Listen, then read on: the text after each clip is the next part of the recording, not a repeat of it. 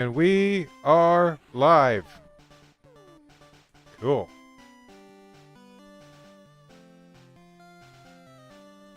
We just, there we go. Oh, stupid window. Dock the way I want you to dock. There we go. Okay, multi-chat up. Okay, I think we're ready.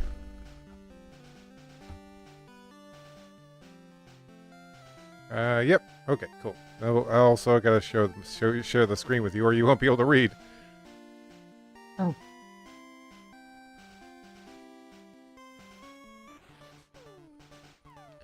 Okay, there it is. Screen shared. Okay, I guess I'll start. Doobie-doo. Alright. Chapter 36. Unbreakable Friendship.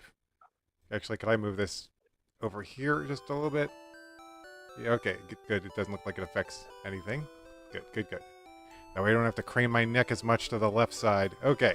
Chapter 36, Unbreakable Friendship. Wow. Very, calming music right now. As Susan's desperate cries echo through the night in Celadon, a group of shadowy figures emerge, their sinister intentions clear as they seized her, forcing her to drop her phone in the struggle. "Someone help!" Susan's muffled plea was stifled by a piece of tape placed over her mouth, silencing her as the man with a threatening air claimed their victory. "Good, we finally caught her. Take her back to headquarters. Eric is in for a surprise." The man's ominous words set the wheels of Alicia's plan in motion as the grunts swiftly bundled Susan into a waiting car, disappearing into the darkened streets of Celadon. Meanwhile, Danny had already set out towards the Pokemon Center, his friends close on his heels, as they attempted to hold his stride.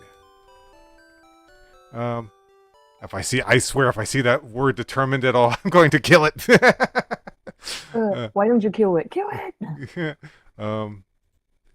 Let's see, stride. Danny, stop! We have to talk about this first. Polly's desperate plea fell on deaf ears as Danny pressed forward. Shelley, supporting her drowsy sister, interjected with a practical suggestion. "Shouldn't we call for backup?" she voiced with concern, shared by the group. Then call Dad, Jack, anyone. But the second my Pokemon are healed, I'm flying to Celadon as fast as Legend 2's wings can carry me. Danny's revolve rang out. Claudella unexpected presence caught Danny off guard. For resistance, I'm gonna. Her offer of assistance taking him by surprise as he turned to face her in disbelief.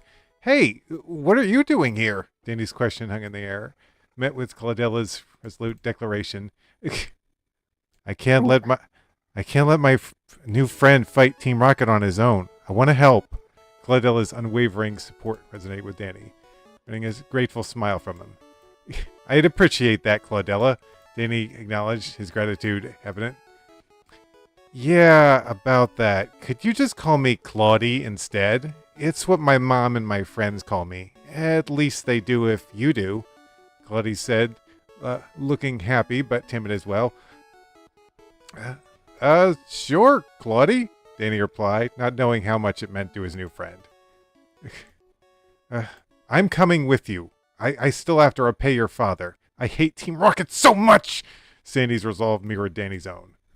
As they reached the Pokemon Center, Danny practically that's a typo. Practically, what the heck? His Pokeballs at the nurse as they presented their Pokemon for healing. God dang! Can you imagine? They're like, nurse, bonsoir, how are we going to help you? Heal. Yeah, they're like, "Our friend's life depends on a heal. Heal them now. Beep, boop, boop, they're done."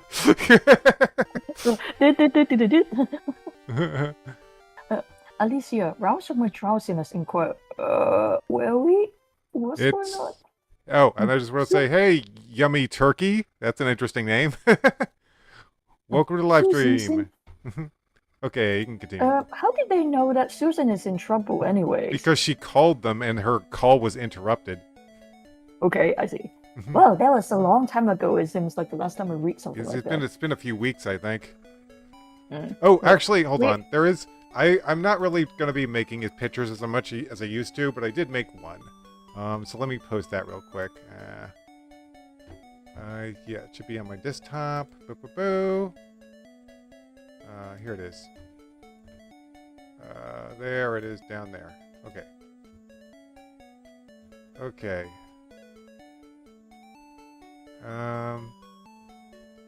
Let's see. I guess I'll put it like around here. Boop. So yeah, I wanted to draw a picture of Claudie.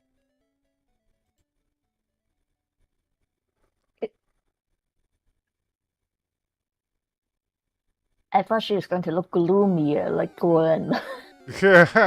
I tried to make her look gloomy. Maybe you can make her dress into black or something. Maybe the first time that you painted some characters black instead of just like this. By the just way, a line. Carrie, I think we have a type. We really do seem to fall for all the quiet, gloomy characters we come across, don't we? Um. Do you want to list them out? Because I think that in Nadia we fell for the one I fell for the lady the lady of the pirates, and then you fell for the guy with a spooky ass mask. Yeah, like gloomy, soft-spoken characters are like, we love them. Who else? Who else? I think who else did we fell for again? So we got Gwen, and then we got I completely forgotten about that lady's name. Okay, But you got I can't remember. oh, but- Grandis. There we go. My God, you got Gargoyle. Yeah. Okay, and hey Rain, hi Diana, welcome to the live stream. Hey everybody. Okay, where were we? Susan is in trouble with Team Rocket, Shirley replied, prompting Alicia to awaken fully, her eyes wide with worry. Oh no! Alicia exclaimed. Polly reached for her pocket gear, determined to seek aid from their allies in their quest to save Susan. At home, Dan was engrossed in his work on the computer when the shrill ring of his phone shattered the peace, prompting a chorus of wails from Kyle's room. Cassie exasperated cry echoed through the house as she lamented the disturbance. Oh God, I just got him to fall asleep, darn it! Maybe it's the kids. Dan amused aloud, reaching for the phone. We need help! Crowley shouted in desperation. What's going on, Polly? He asked, surprised to see they were in trouble with surprised to see that they're still in trouble with Real dealt with. Susan, we think the Team Rockets got her in Celadon City. We are going there right now looking for her. Polly said, looking very worried for her friend. Go to the center there. I will meet you there soon.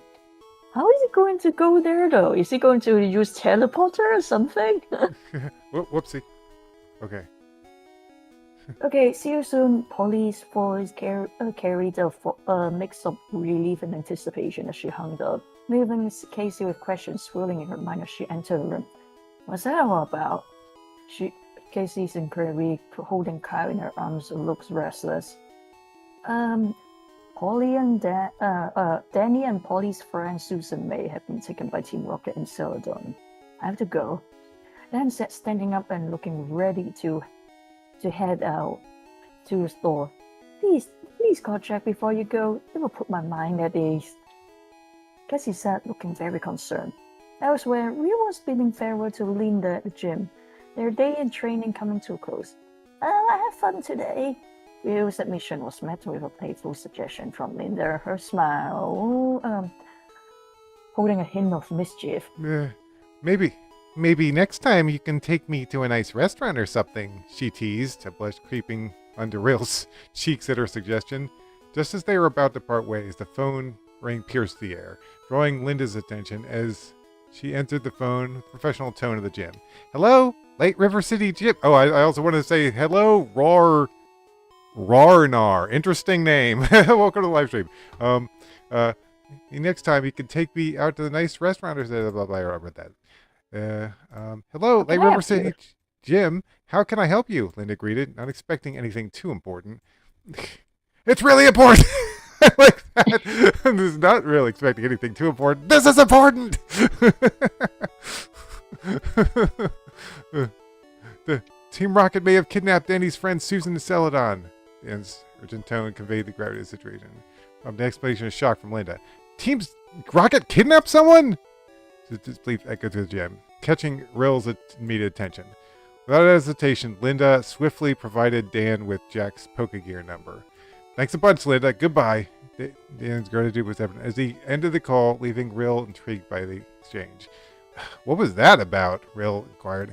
As Linda explained the situation, Rill looked deep in thought. Team Rocket was still a threat, even without his presence. Would he have to do something soon? The nurse handed Danny his Pokemon. Time to move, Danny declared. Polly chimed in a warrior tone. Dad wants us to meet at the Pokemon Center in Celadon, she reminded, eyes reflecting concern. I don't have a moment to spare, Polly. Susan needs us, Danny retorted, frustration keeping his words. Polly was just as upset, but she countered. I get it, but Dad might have a plan. With a nod, Danny conceded. Oh, right, but he better show up fast. Turning to Sandy and Claudie, he made a quick decision. I'll take Talon and Steven on Legend 2 to Celadon. He's our fastest bet. Our fastest bet? That sounds weird. I don't like that. We'll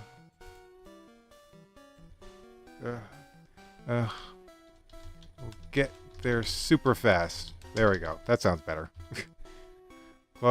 Claudie offered, Your sister can ride with me on my Hydreigon if she likes. Sandy added, I'll ride on Brightwing's my Dragonair. She can handle Alicia and Shelly easily. Eager to begin their rescue mission, Danny rallied the group. Let's get moving, he exclaimed, before dashing outside. The trainers swiftly summoned their dragons and mounted them. Legend 2 took the lead, soaring into the sky at great speed, the mission clear in Danny's mind. We're on our way, Susan! He determinedly thought, I'll let that one slide. In the nerve-wracking atmosphere of Eric's office, Riot strutted in, exuding a confident air. Executive Riot, what brings you here? Eric inquired diplomatically, masking his underlying apprehension. Riot smirked, his tone dripping with subtle menace. Just paying a visit to the big boss man. Quite a reputation you have, Eric, he taunted. Perplexed by Riot's hostility, Eric probed, Our first meeting, yet you seem to know much. Been away quite a while, haven't you? Chilling grin crept onto Riot's face. Oh, challenge you for the boss rank? Wouldn't dream of it, he retorted, savoring the tension in the room. Her stomach churned as Riot unveiled his leverage. The image of Susan's captivity flashed onto the monitor. Susan! What have you done? What have you done? Eric's voice trembled with a fix of fear and fury. With a cruel smile, Riot laid out his terms, pushing Eric into a corner. Cooperate and she stays unharmed. Simple, isn't it? Its words cut deep, stealing Eric's breath as he grappled with the decision. Admitting defeat to ensure Susan's safety, Eric clenched his fist, his voice strained. You may think you won, Riot, but this isn't over. Team Rocket will never be under your control. Oh, I guess it's your turn, Carrie. That's okay. You finish it up and then I can catch up. Riot's laughter pierced through the tense air as he mocked. Such empty threats, Eric. You were just a child. Your awfully short era is closing. And now a new dawn for Team Rocket approaches. Embrace it or be left behind. Seeing turmoil among the executives, Eric's suspicions flared. Turner, what game are you playing after? What game are you playing at? After your past deeds under Rio, I'll trust you far more than I can throw you. Turner's gaze held a glint of remorse as he confessed. True, my mind was clouded, but I have returned to make amends and aid the organization's redemption. There was little Eric could do now, and he marched off the room with grunts with his hands behind his back. In a matter of minutes, Danny touched down at the Pokemon Center in Celadon. He dashed inside and called out, "Where are you, Dad?" As Bright Wings and Cloudy's Hydreigon arrived a few minutes later, Polly caught up to Danny, her voice urgent. "Danny, just wait a few minutes. We need a plan before rushing in," she implored. Her worry evident. Danny's frustration peaked and he insisted, "We don't have time to wait. Susan needs us now."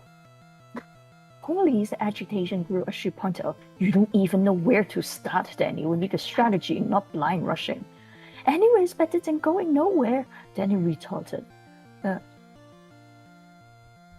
Sandy intervened, her voice authoritative. "Both of you calm down right now. Polly, Danny's too upset to think straight. I'll go with him to start the search," she decided. Cloudy followed her mother's example, saying, "Hey, calm down. We will find your friend together." Alicia looked at Danny with admiration, silently wishing she had his resolve. "We will come with you, Danny." Talon confirmed his declaration firm. "I'll go help you in search for her, Danny," Alicia said, but this caused Polly to step in decisively.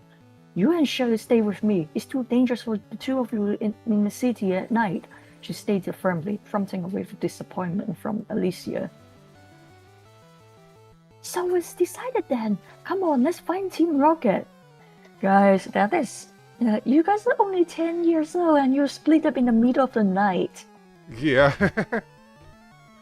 Eric, sensing a sense of foreboding settle over him, faced the camera amidst his enemies, the weight of his resignation heavy in his tone.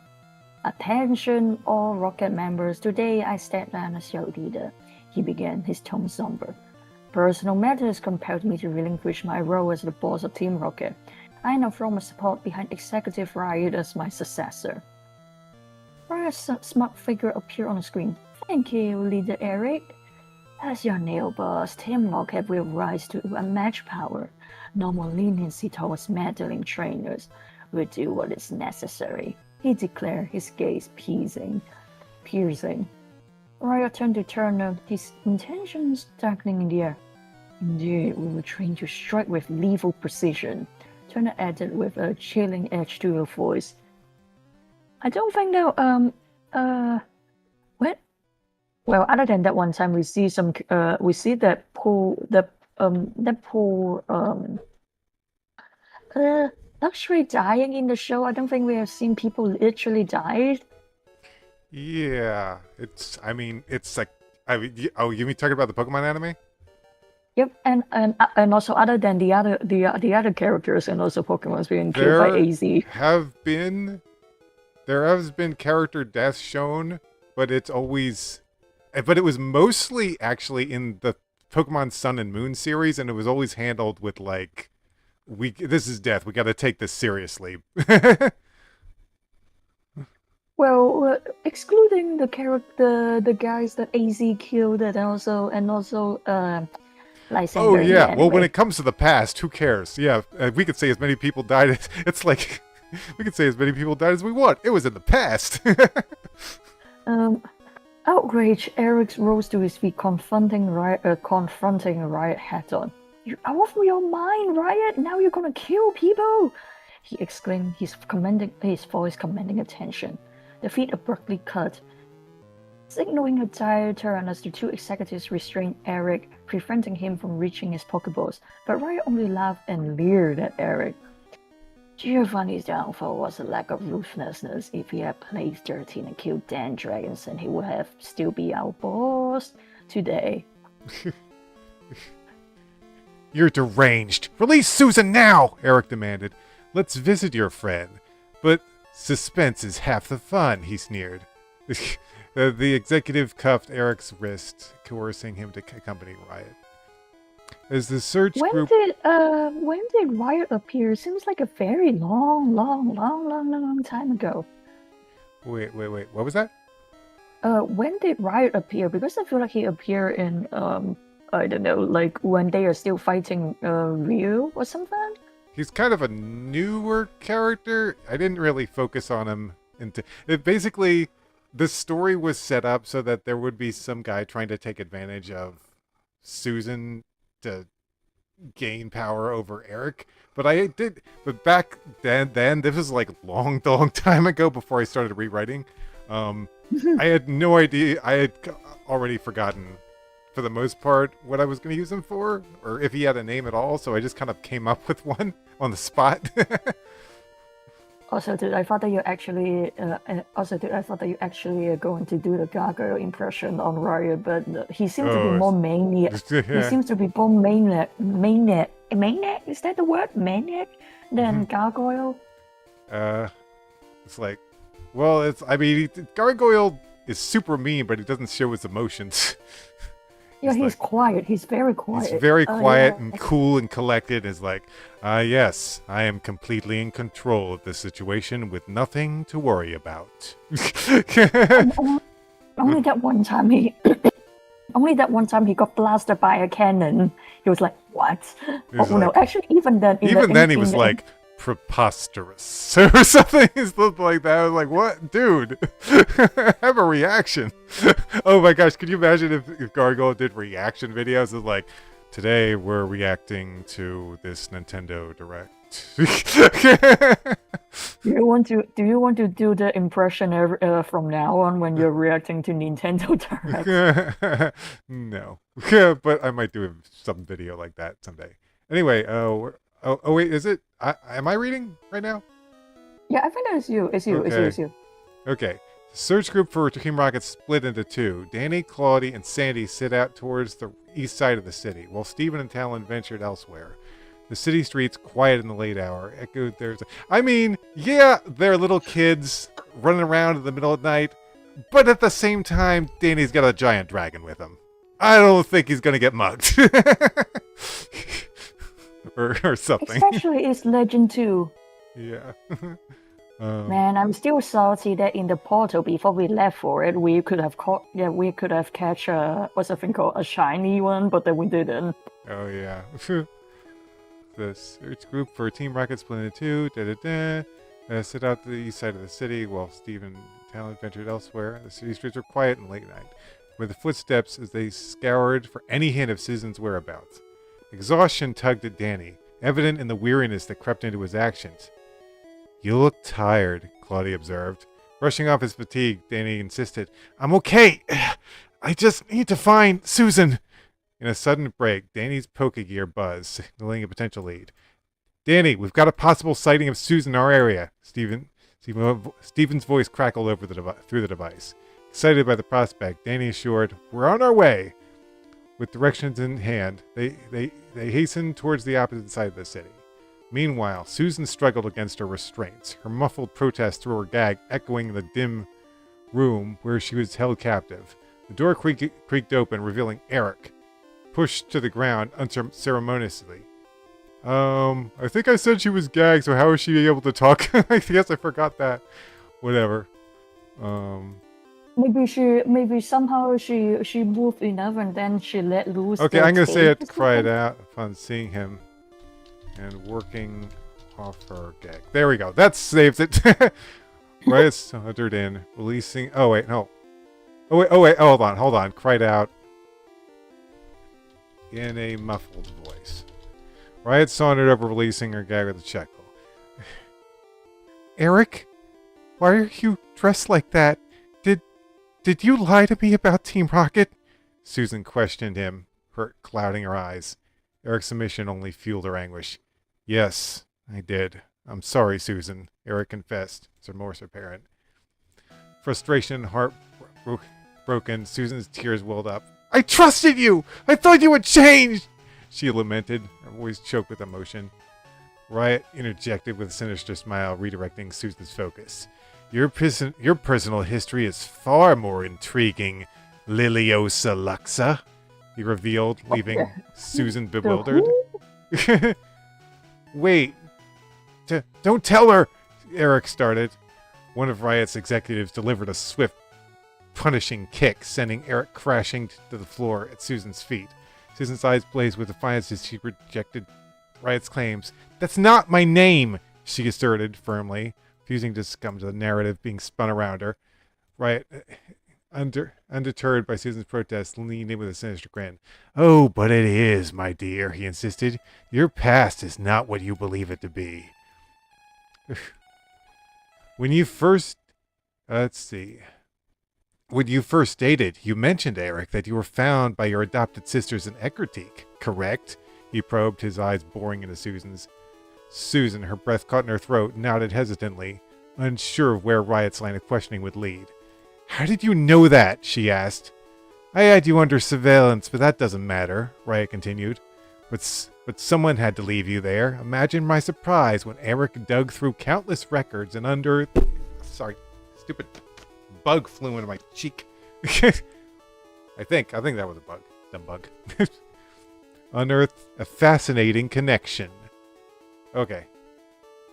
Around the time you arrive in Johto, in Kanto, we head to the prestigious... Well, hold on. That's a mistake. Around the time you arrived in Johto, Kanto has nothing to do with this. That's a typo there.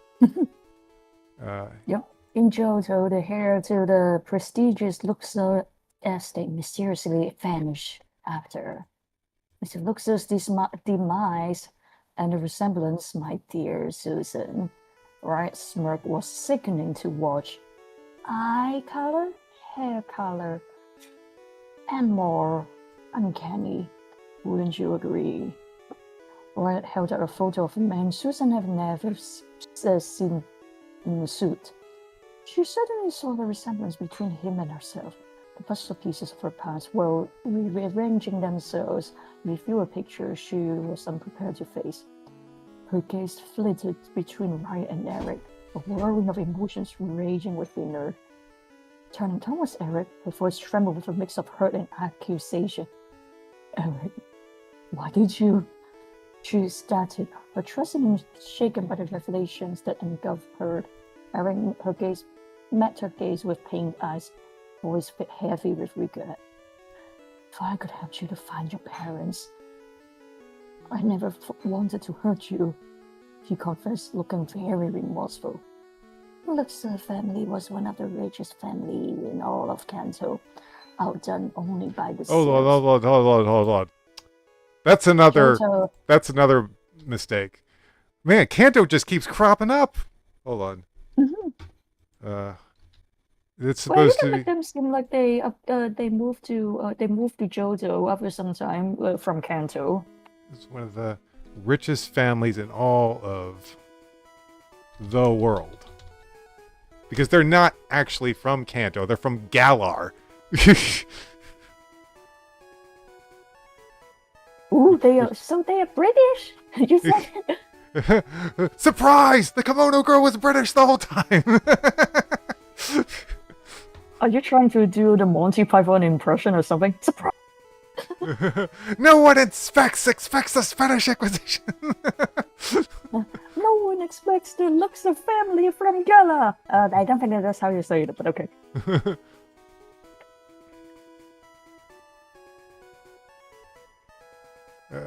Let's see.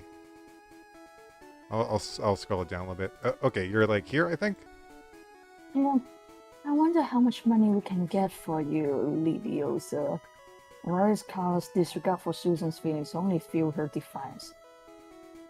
I don't care about the Luxor name or their fortune. I'm Susan, some pawns in a twisted game. She declared her resolve unwavering despite the chaos unfolding around her.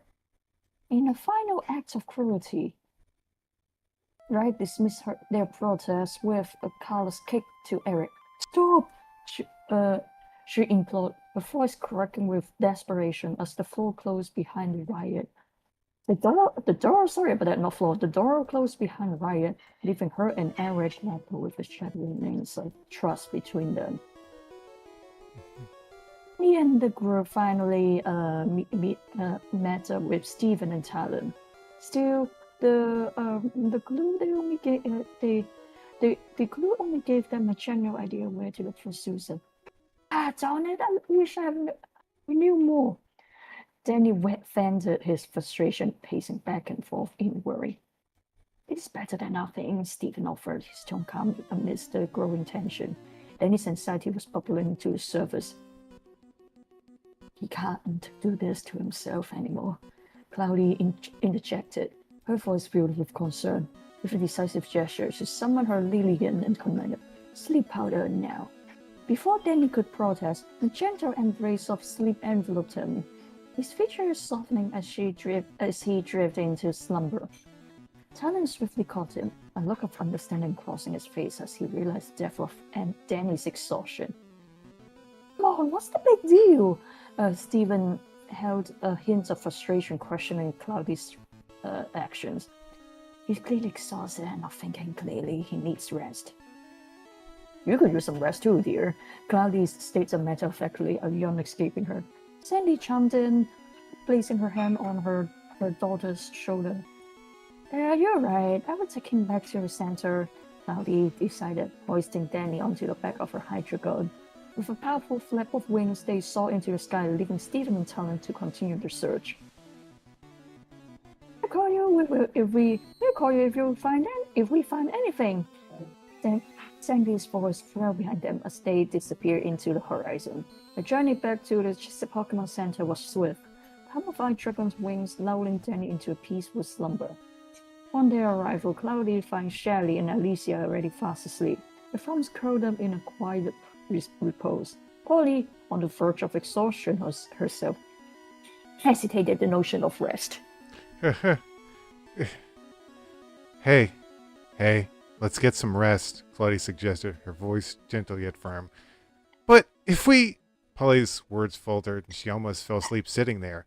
"My mom can call us if she finds anything. We're all exhausted and won't be any good against Team Rocket in this state," Cloudy reasoned, guiding Polly to a chair where she could find respite.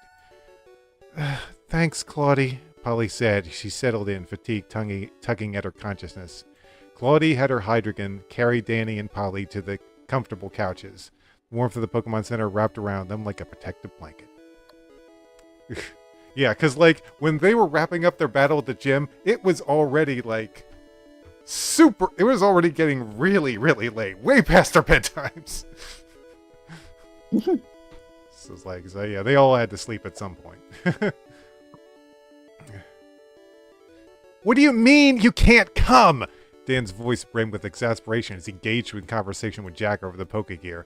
"Sorry, Dan, but I'm investigating something too important to break away from. It's something way more dangerous than Team Rocket." Jack's voice resonated, a hint of I don't.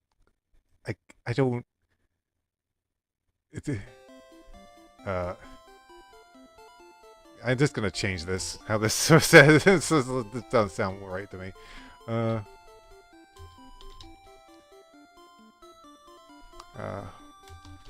Okay, say it like that. There we go. Dedication to assassin wavering. "But Jack, I need," Dan pleaded before being cut off. "You don't need me there. I doubt Team Rocket is can't talk. I doubt Team Rocket is strong enough without Rill and Giovanni to be much of a threat. Also, that son of yours is hard as nails. I'd say tougher than you were when you were a trainer." "No offense," Jack reassured. "Well, thanks, I guess." Dan's response carried a note of confusion. His thoughts swirling with mixed emotions. Relax, Dan. I can see the future to some extent, you know. Now, you better get going. You told Polly you'd meet them all there, right? I'd imagine Danny's getting pretty impatient. See you later, Dan," Jack concluded before hanging up, leaving Dan to contemplate his words.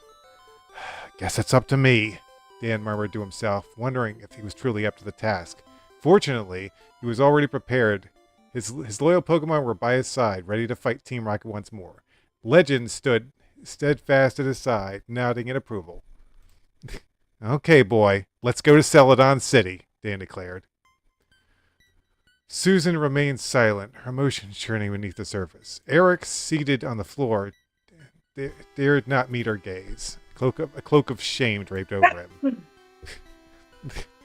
I didn't want to," Eric's voice faltered, filled with remorse and regret, his words trailing off, suffocating silence. Susan's eyes flashed with a torrent of emotions. "Learn the truth!" Susan's exclamation echoed off the walls of the small room. Eric's attempt to explain was met with a wave of bitterness from Susan. "No, I was going to say find out like this." Eric's voice wavered, ashamed of himself.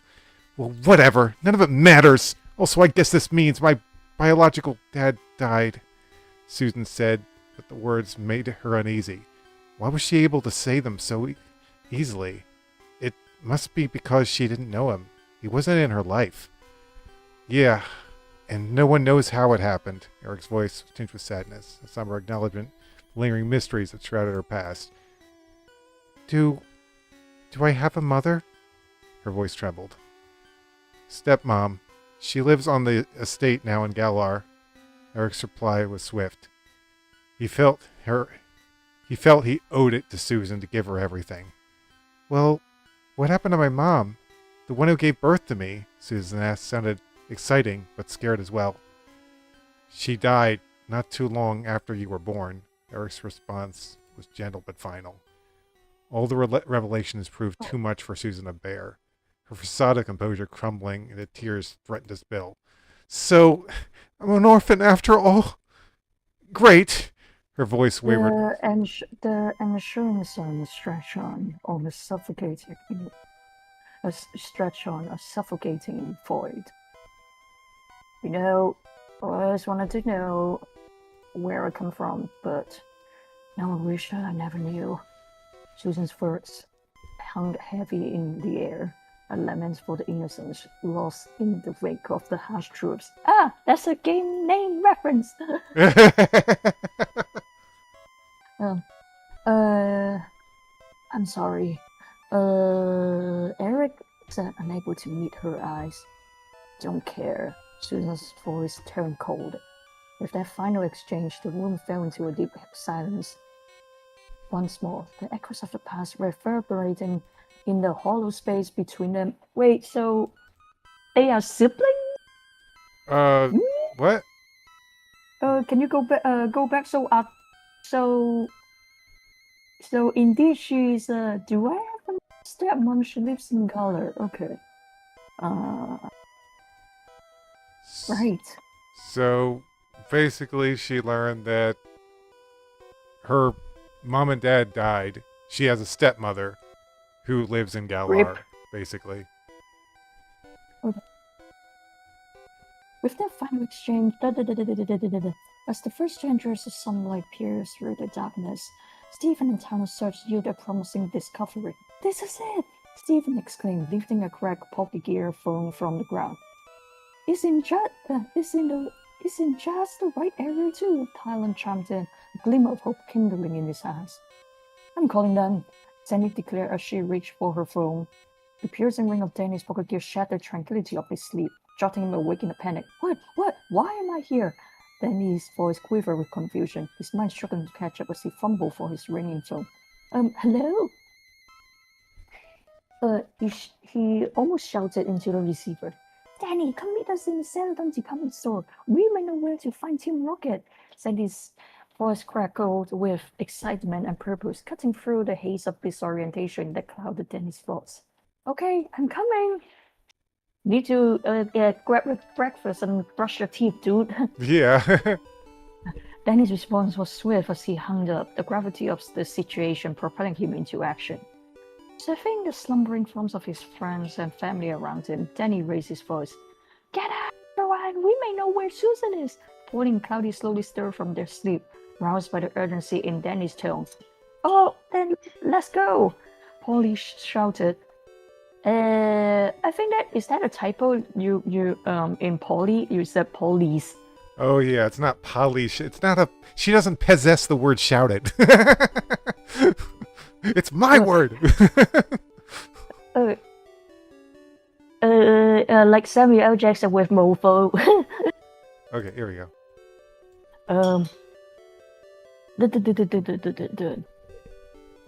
Yeah, Cloudy echoed, a sense of purpose driving them forward. After a moment of deliberation, they make the decision to leave Alicia and Shirley behind, their youth and inexperience making them vulnerable. Thus, I think that I can an earful for Aunt Emily. They will be safe here, Cloudy reassured her. The trio of trainers dashed outside, their footsteps quick and purposeful as they make their way towards the Celadon department store. Danny shot Cloudy a grumpy look, frustration evident in his gaze. Why did you put me to sleep? He demanded, the strain of exhaustion still evident in his voice. You were too tired, Daddy. It's obvious that you have been up for a long time. You're lashing out at everyone. Cloudy's voice showed her understanding, his gaze steady and reassuring. I guess I was, Danny said, sounding a bit stubborn. I'm sorry. Claudi's voice softened, a gesture of empathy and solidarity. No, as long as we can save Susan, it's all right, responded, his focus shifting back to the urgent task at hand. As the group sprinted towards the Celadon department store, urgency tinging every step, Polly swiftly dialed her father's phone, anxious to update him on the unfolding events. Okay, I'll be there soon, Danny's voice crackled over the phone. Oh. Okay, what did you find? Danny asked as they arrived at the department store. Stephen stepped forward, his expression as he revealed an image captured by Susan's Poke gear before her capture, a snapshot of a large, distinct black car that had whisked her away. Then that's... Polly's voice trailed off as realization dawned on her, eyes widening with understanding. The car she was taken in, Talon confirmed, resonating with grim certainty. Urgency of the situation prevailing. Okay. I'm just going to cut off the end of this sentence. Hold on. I don't like the end of this sentence. Okay. Then we need to find that car right away, Dan exclaimed. Before they could formulate a plan, Dan descended with Legend, majestic arrival that drew the attention of all. Dad! Polly's voice rang out as she ran towards him, engulfing him in a tight hug. Lines of worry and relief etched in her face. Well, Dan Dragonson, it's been a long time, Sandy said, smiling at her old friend. Have we met? Dan said awkwardly, scratching his head. Do you remember the little girl you saved at the Prism League? Sandy's question hung in the air as Bridge the Past anchored, shared moment and memories. What, Sandy? No way! It's been years! Danny exclaimed, seeing how much she had grown. Mom, you guys can catch up later, Claudia's dramatic voice interjected. Dad, please, we know the car Susan was taken in. Danny's voice rose in urgency. Then let's go find it. Danny's resolve was wavering, a beacon of calm amidst a storm of uncertainty. With the knowledge that the sky would be their fastest route, they released their flying Pokemon, each trainer mounting their loyal companions. Stephen perched up on his majestic Skarmory. That is the misspelling. What is that? It's Skarmory, not Skarmorty, and I think it's with a K, actually. Yeah, it's with a K. How did you get that wrong, Passmark? When ruffling his hair as he prepared for flight. Claudia and her mother summoned forth their dragon Pokemon, the air humming with the power and grace their airborne steeds. Danny called out Legend 2, the daughter of Dan's trusted partner Legend. Passing of the torch, evident in their exchanged glances. Legend 2's smile of respect mirrored in Legend's fond gaze. In a flurry of wings and roars, the trainers and their Pokemon took to the skies, streaking across the city in pursuit of the elusive black car that held the keys to Susan's fate. Turner strode into Riot's office, his presence commanding attention. You summoned me? Turner said with a bow. Gave him a deep, gruff voice. The screen behind Riot had a woman on it. She was in the shadow, so it was difficult to make out her features. Yes, Turner. I want you to go and kill Susan. Words hung heavy in the air, darkness creeping into the once serene office. What? I thought you were going to ransom her, Turner stated, disbelief coloring his words. It's no longer necessary. I'll get what I want through a different method. Isn't that right? Riot said, turning to the screen. Indeed. Kill her off, and I'll give you a handsome reward, my friend, the woman said in a cold voice. I have been looking for her for some time now. Now I have other business to attend to. Thank you for bringing this to my attention. And with that, the woman was gone. Riot turned back to Turner. And now I ask you to do the business I ask you to do this, because I know you've gotten your hands dirty way more than I have, Riot said, smiling at Turner. Very well. I'll take her life then. Turner's words held a deadly resolve, his hand instinctively finding the hilt of his sword. Meanwhile, in the dimly lit room where Susan was held captive, Eric worked frantically to untie the knots that bound her to the chair. I don't see why you're bothering with the door locked. Oh, Susan's voice held. Oh, it's your turn, isn't it? yeah. I don't see why you're bothering with the door locked. Uh, Susan's voice held a tinge of resignation. We may have to rush out at any moment. Eric, er, Eric's replied, "What's that you What's giving the, to oh, forget that. What's everyone's possessing these words today? I swear.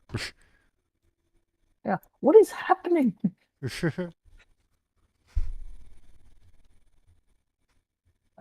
Okay. Uh, Eric's replied, his fingers moving deftly as he struggled against the constraints that held them captive. She would just stay with Polly and Danny. Susan said, thinking about the friends she left behind. I'm gonna scroll it down a bit. As the Okay, go ahead. uh, as the dragon riders scoured the skies in search of the elusive black car, it didn't take long for their keen eyes to spot the vehicle making its way down a winding road. Danny and Legend 2 waste no time in pursuing. The rush of adrenaline fueled their chase. That's it! Hand back and keep it in your sight, Danny said, focusing on the fast-moving vehicle. Riding on the back of Dragon Knight alongside her brother, Polly's thoughts were consumed by Susan's plight, a knot of fear tightening in her chest as she worried about her. Quickly, Polly got on her gear. Everyone, we found the vehicle! We are chasing it now! Moments later, the black van pulled into a lot of looming buildings. A shadow of foreboding cast over the scene, spotting a figure that resembled a Team Rocket grunt emerging from the car. Danny and Legend 2 descended with a thunderous landing, their presence commanding attention. We have been looking for you, Team Rocket. Danny's voice carried a sharp edge of anger. A vow of retribution! Retribution! Simmering through the surface. Okay, yeah, I'm not fighting a dragon. Our secret base is right back there in the basement, like usual. I am done. I love this grunt's reaction. Like, I'm not dealing with this. It's like a. Declaration.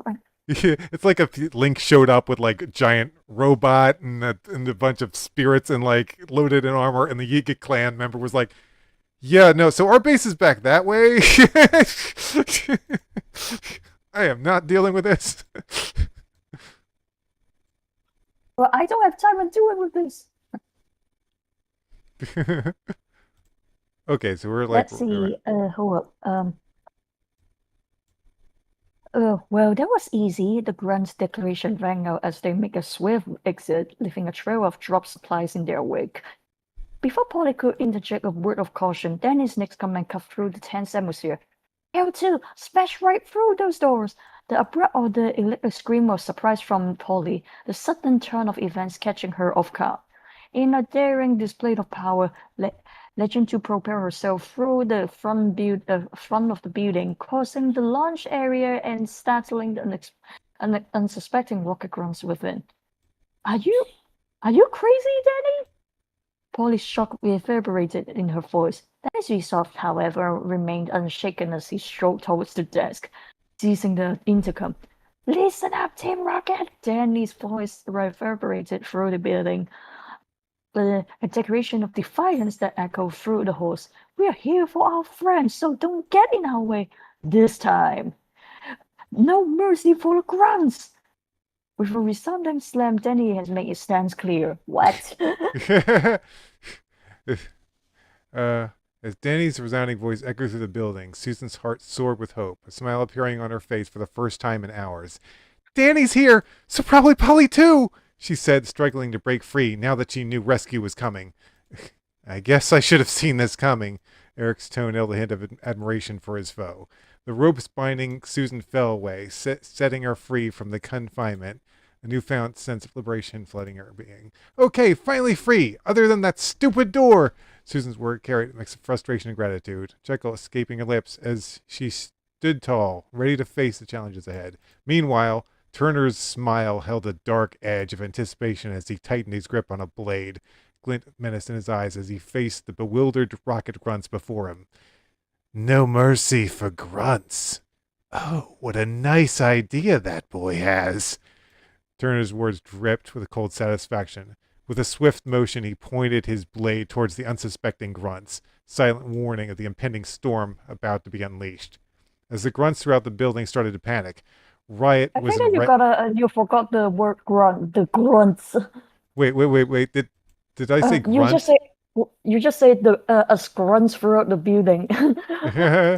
No, So no, down there, down there, down there, down there, as as grunts. as the grunts, yeah, as the grunts throughout the building started to panic, what is that brat doing here? Turning to his loyal executives. Riot's orders were clear and unforgiving. Take him down, no matter what methods you have to use. The executives bowed to servitude, wasting no time in springing into action. Okay, Polly, let's. Ow! Danny's words were abruptly interrupted as his ear was firmly tugged by his father, a stern expression etched on Dan's face. What the heck do you think you're doing? Dan's voice resonated with anger, father's concern taking over. I think it's not supposed to be taking, not tasking. There we go. Saving Susan? Danny replied firmly once his father released him. How? By bursting through the front door and acting like a fool? Dan shouted, father's wisdom cutting through the heat of the moment. I know your friend was taken. I get that, but that's no reason to be so reckless. You'll wear yourself and your Pokemon out. Did you even think 1 second about your sister? She could have been hurt. Danny's voice rose to a blend of frustration and worry. I'm sorry, Polly. Danny's apologized was sincere as he turned to his sister. It's okay. I know you're just upset about Susan, Polly said, knowing that they had to stay focused. Listen, if we're doing this, we're doing it right. It's a team. Dan's voice softened, smiling as he looked down at Danny. Don't rush ahead on your own. Claudia's quick approach added a note of caution, reminder of the strength found in unity. We'll find them together. Stephen's declaration echoed with conviction about solidarity amongst friends. I get it, but I think I have an idea. Danny's voice held a spark of inspiration, a glimmer of hope. But okay, this stuff's starting to get a bit wordy. I'm going to start editing a bit as we go along. There's a big chunk of letters. Yeah, you might want to space it out. I'll fix it up as we go. Dad, do you have Trigger with you? Danny's question cut through the tension, plan forming in his mind. As Trigger was summoned by Dan, Danny released Deceiver, the two ghosts ready to lend their spectral abilities to the mission at hand. Deceiver, Trigger, you two are ghosts, so you can go through walls. Please find Susan or the captured Pokemon and help them. Danny's command was clear and firm. Strategic move that garnered Dan's pride and approval. Not a bad idea. Dan's words held a note of approval. Okay, yeah, I'm gonna start whittling these sentences down. It's clear I may have gone too far in a few places here. Yeah, you're making it very descriptive. It's like, hey guys, it's just a silly story about kids going on an adventure with their Pokemon. No need to make it so chunky. Yeah, it's a bit chunky. All right. So Riot descended into. Oh, it's your turn, I guess. Not a bad idea. Dan's voice held a note of approval. Um, yeah, what? Now let's go, Dad. Danny said, smiling broadly. As Ray descended into the depths of the facility, a chilling sight awaited him. Cages lined the walls, each holding Pokemon imprisoned within their once vibrant spirits now dulled by captivity. Our Rhyhorn stood dejectedly, its imposing figure shrunken in confinement, his eyes downcast with a glimmer of sadness. Nearby, a Kangaskhan sat with a sorrowful expression, the maternal instincts within it yawned for freedom. Man, but the mega form for it is very adorable, though. I think they fight separately. Like, I think that is the only one that is pretty wholesome. Yeah, and he's not hurting the guy. It's like parent and child. It's like we are finally doing a double beatdown. Yeah. And in a cage further down, a Nidoqueen paced restlessly, her regal demeanor marred by despair of captivity. her eyes reflecting a deep sense of longing. I still don't get it why they can't reproduce in that form, only in their first form as Yeah, hamsters. that's so Or weird. That's so weird. maybe because hamsters can just go multiply like the but dinosaurs cannot. Yeah. What even are they anyway? Are they dinosaurs? Eh. Anyways, in the shadows in the back, Dark Cells learn housing creatures that exude a sense of foreboding. Massive Pokemon roar with ferocity. Their eyes gleam with a manic regular as they lock eyes with riot. The time has come to put this little project to test. Riot said as he thought out how these creatures would destroy its enemies. Typo, there's a typo. To destroy these of how these creatures would destroy. Yeah, that's a typo. Shit. There we go. His enemies. Meanwhile, the rescue team descended swiftly, their path fraught with challenges in the form of rocket grunts. His command for her Geoffrey was swift and decisive. Psychic, she instructed. Her Pokemon using its ability to incapacitate several coughing with precision. Stephen's Meganium responded to his call. Wait, when did he have it?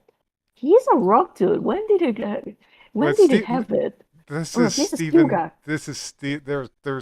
There's the Steven Stone from the games, and there's the Steven Steel that is from this In the story. flick. Which Stephen are we talking we're, about? we're talking about the this. We're not in Hoenn yet. Just remember, we're not in Hoenn yet. So okay, and I'm just like, wait, when did you get that flower guy? It's funny. It's funny because like Steven Steel was made. Like was a character made when Gold and Silver came out, and then the very next generation introducing Steven Stone. He uses a Metagross. I'm like, what? What do you mean? Also, I got some bad news for you. Your zine is going to be indefinitely delayed until maybe Christmas. Oh well. Guys, you really need to go sort out the pack the text or something. God. Let's see.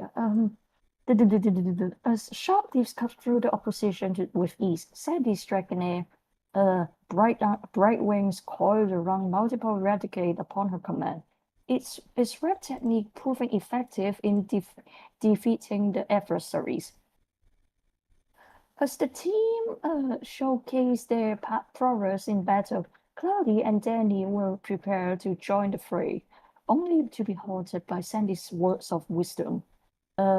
No, listen, we need your Pokemon for the Rocket Leader. You are the strongest trainers here. Danny's acknowledgement of their strength filled Cloudy and Danny with a sense of pride. However, Steven's protest being overlooked and like a chuckle. I'm standing right here, dudes! Oh, sorry, I haven't seen you in battle yet. She apologized. No. As Susan continued her attempts to break through the locked door, a frustrating mounting, a familiar presence materialized before her. Is that you, Deceiver? She exclaimed, really flooding her features. The super ethereal form floated closer, a smile evident in his eyes. In his eyes? Wait. In her eyes. Wait. No, in her. Wait. Smile evident in. This is wrong. I mean, she can smile with her eyes, like she's like smiling. Smile at her. How is that smiling at her? That sounds okay. I think. I think she might even when they get to Sinnoh, right? If they ever go to Sinnoh or something. Yeah. Susan seemed happy to see a friendly face hug the little ghost. And she was DC was like, nah, you can't physically hug me, but I get the gesture. Yeah. How I think it works is Ghost can become, incorporeal. Tangible? Is that the word? Yeah, corporeal. Yeah. Yeah, where they can go through walls and stuff, but they can also have a physical. They can be touched, physically be touched and stuff by people. Basically, if they want to be incorporeal, they can be. Is how I view ghost Pokemon. Okay. So they can be solid at will. Cool. Which you think that would give Oh, them a major advantage in battle, but it doesn't really work that way. can you imagine if that actually works like that? You were like, yeah. They You would be you're so like, overpowered. They would be so overpowered. now you understand why Gwen is using. Hold on, let me close the door.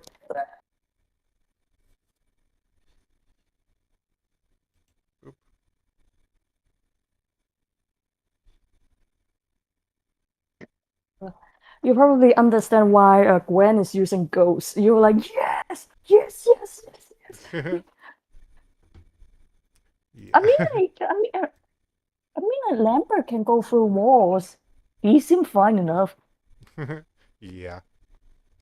Also, can you imagine their reactions when they see alpha Pokemons in the first time? They're like, ah. Okay. So you left off right around here, I think. Just as Susan Deceiver reunited, Trigger made her appearance, a mix of hope and doubt evident in her expression. You two here to save us? She inquired, her eyes flickering between the ghosts nod in unison. With resolve in her voice. Yeah, you repeat the word resolve so many times too. Yeah, resolve. That's another word I've been. There we go. I've been like Susan kind of editing this over time. Anyway, go ahead. Susan commanded, uh, uh, then take down that door. The girls, in synchronized display of power, unleash a combination of shadow ball and psychic energy that tore the door off its hinges. Can they do that? Can they actually use psychic? And I think they just use psychic and be like, me, and then just blast the thing open. Yeah, well, one of them used Shadow Ball and the other used Psychic, basically. Clearing the path forward. I believe I know where they are keeping our Pokemon. Follow me, Eric declared, taking advantage of the situation.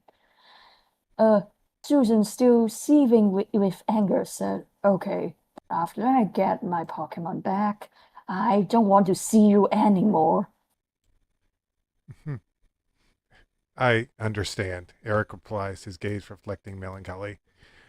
Exiting the staircase into a vast chamber, Danny and the group encountered two figures, rocket executives ready to challenge them.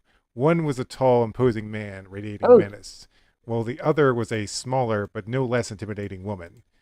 So, Daniel Dragonson, I've always wanted to put you in your place, a man taunted, a sneer on his face.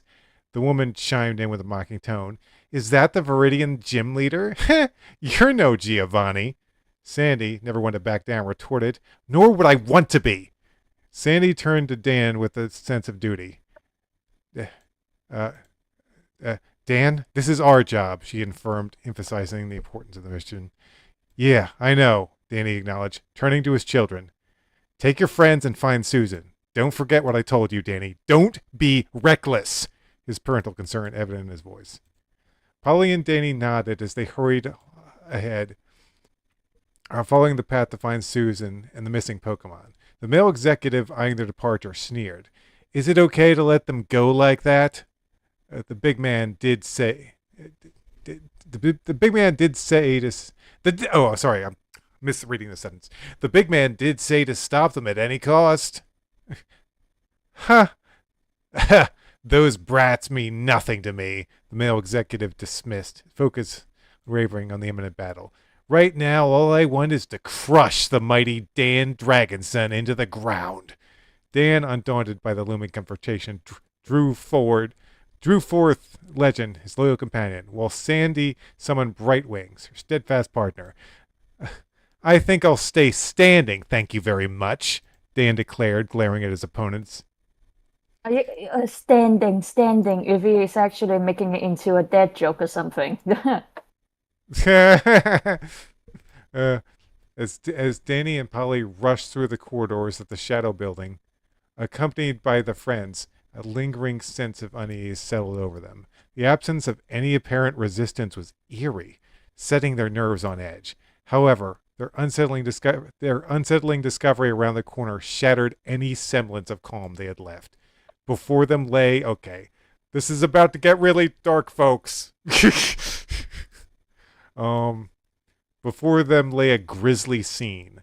The lifeless bodies of rocket grunts strewn across the floor, crimson puddles of stark against the cold, unforgiving ground. Polly's knees gave away beneath her, tears welling in her eyes, while Claudie stumbled backwards, disbelief crushed across her features. Stephen's voice trembled with shock as he demanded, Who did this? Danny stood frozen, his gaze fixed at the horrifying sight before him, wave of nausea threatening to overwhelm him. The sudden sound of familiar, vile voice pierced the air, shattering the silence like shattered glass. Isn't this what you wanted? Danny, didn't you say no mercy for grunts? Turner's taunt cut deep, leaving Danny reeling as he heard his own words repeated back to him. Paralyzed by guilt and horror, he struggled to find his voice, his mind a whirlwind of confusion and self-doubt. Polly's scream echoed... Polly's scream echoed throughout the chamber as reality crashed down upon them. Is all my fault? Danny's voice quivered with raw emotion, gripping with the horror that had unfolded before them. Turner's mocking laughter grated their nerves, a stark reminder of the evil within their midst. None of these children have seen something so violent and horrific. It was too much to bear. Yeah, and also for Pokemon fan story. But then again, it's a fan story and think. But hey, remember that time Arbok got its head cut off? That was brutal, When was right? that? Wait, when was that? That happened in Pokemon. I believe it was Pokemon, the first Pokemon special, Pokemon Adventures. Pokemon Adventures is brutal. I mean, not to this extent, I don't think, but it can get pretty brutal. Mystery Dungeon Adventures, something like that. But I don't think Mystery Dungeon get that nasty, right? Yeah. Okay, just when despair threatened to consume them, a swift motion cut through the room. Talon, seasoned swordsman, darted forward with deadly precision, his blade flashing as he struck Turner's blade and sent him sprawling to the hallway. Don't let him get to your head! Talon's voice boomed over the violent scenes. I think that you forgot over the violent scene. There we go. Fixed. This violent scene, his eyes ablaze with protective fervor. Danny, you aren't responsible for this. It's him and him alone who is responsible. He declared, his words a beacon of clarity in the chaos. I will protect you from him with my life. Now, go. Susan is waiting for you. His command reverberated through the corridors, stirring the trainers from their stupor and reigniting their resolve. Talon's unwavering words infused the group with a renewed strength of purpose. I'm like, say psych right now. Probably one of the Pokemons use I don't know, like use a mirage or something, making all the guys just died. Oh gosh. And then it turns out the guys are not dead. There's like, are we done yet? Are we done yet? Can we go grab? Can we go grab a cup of tea or something? Yeah. As one, the trainers rose to their feet. He's right. Let's go. Let's go. Let's go. Stephen's voice rang out, a resolute declaration of their shared mission. If the trainers banded together, pushing past their fears and uncertainty as they sprinted towards the next room. The promise of reuniting with Susan guided their step. As if anyone can get past me! Turner lunged towards Danny. No, Turner lunged towards Danny, but at that moment, Red Knight sprang from her pocketbook, blocking the sword with a resounding clash of claws. As Danny ran away, Red Knight stood by Talon and poised to fight. You want to fight a lot alongside me, Red Knight? Wow, this is like that scene in Lord of the Rings. Like, what about that side by side right now? I can do nothing less. Talon questioned. Red Knight nodded, her claws gleaming with readiness. Protect Talon and regroup later, Red Knight! Danny commanded as they hurried forward. You using a Pokemon? Turner questioned in astonishment. Oh no, I'm not. She volunteered. Alan clarified with a smile. Today's the day I end this. Talon declared. He I'll resolved. just delete that part. Yeah, our final battle is here. I will give you a glorious death. What? This is an Illumination movies lately because they put death on their lines every now and they were serious. Just don't let YouTube get word of that. They'll be like, no, no, no, you're not allowed to say that word. The clash of wills between Dan, Sandy, and the executives intensified with each passing moment. Legend and Machamp strained against each other. Their strength matched in a fierce struggle that reverberated in the battleground, through the battleground. The Crobat swooped in with her blinding speed, sinking his fangs into bright wings with her ferocious bite. Use thunder! Sandy command cut through the chaos, urging her Hold her on. Pokemon Yeah, there you into action. go. Okay. Huh. Let's see. Um, I think one more page and then we'll stop for now because I want to watch Amphibia with you before I hang out with my bro. Yeah, that's cool. Okay, I'll just finish this page and then we'll stop for today. Let's see. Uh, Get out of there! The woman executive interjected, narrowly evading the surging electricity as bright wings unleashed the powerful attack. Legend, use Twister! Dan's voice pierced the tumult, guiding his Dragonite to summon a swirling tempest of wind that engulfed Machamp, breaking their stalemate with a forceful gust. You may have power, but you can't win, the executive taunted. Once I'm done here, I'll track down your kids, and then his threat hung in the air like a dark cloud, sparking a surge of unbridled fury within Dan. Extreme speed, horn drill! Dan's voice cut through the tension like a blade, his gaze locked on the executive with a chilling intensity. In a swift and brutal strike, Legend rocketed towards I almost said something else. Machamp, piercing through his defenses with unstoppable force, leaving the Pokemon, leaving the man reeling in shock. Don't you ever threaten my family! Dan's voice thundered with righteous anger, his protective instincts blazing like a beacon in the raging storm of battle. Yeah. I guess the apple doesn't fall far from the tree, Sandy remarked with a knowing smile, drawing in parallels between Dan and his son. As Danny and Polly burst through the door, they were met with a surprising sight. Another area opened for battle, populated by Team Rocket members who appeared to be around their age. Well, well, about time you showed up, taunted the boy, smirking. You're so late. You're so late. How disappointing, added the girl, voice dripping with disdain. You two? But you're our age!